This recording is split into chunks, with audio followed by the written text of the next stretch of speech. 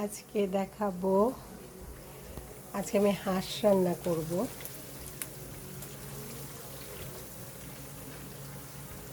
তাদেরকে হাঁস রান্না করাটা দেখাবো। সবাই হাঁস রান্না করতে পারে, কিন্তু আমি একটু বেশি ঝাল দিয়ে,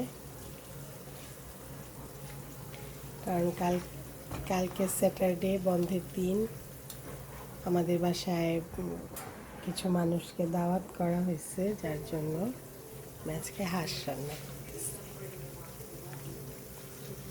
সবাই খালি বলে বাংলাদেশি মানে সব কিছুর দাম বেশি না, সারা ওয়ার্ল্ডে সব কিছুরই দাম বেশি, সব জিনিসের। আমরা দেশের বাইরেতেও আমরা এই রাঁধুনির হলুদ মরিচ যেগুলো কিনি, কিন্তু দেশের দামের চেয়ে অনেক বেশি পড়ে।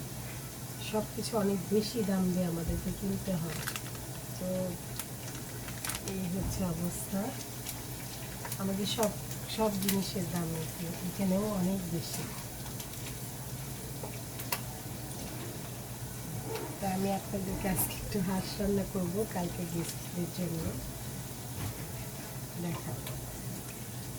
দেখেন, আমি সবই আলাদা আলাদা করে দিছি। আদা রসুন পেস্ট, মরিচের গুঁড়া, লবণ, তারপর হলুদ গুঁড়া আর জিরা গুঁড়া এখানে দিচ্ছি। এখন আমি এগুলি সব ভালো করে একটু কষায় নিব। এখন হাঁসের মাংসগুলো পুরোটা দিয়ে পানি দিব না, আমি আগে মাংসটা খুব ভালো করে কষায় নিব।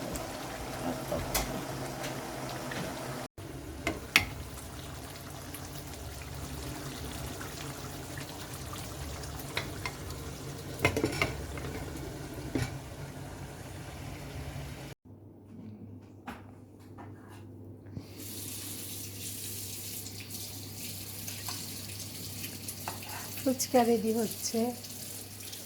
ও কত আইটেম! এখানেও আছে কিছু আইটেম। হ্যাঁ, পোলাও আছে, এখানে কি কি যেন আছে। হ্যাঁ, এগুলো নেন।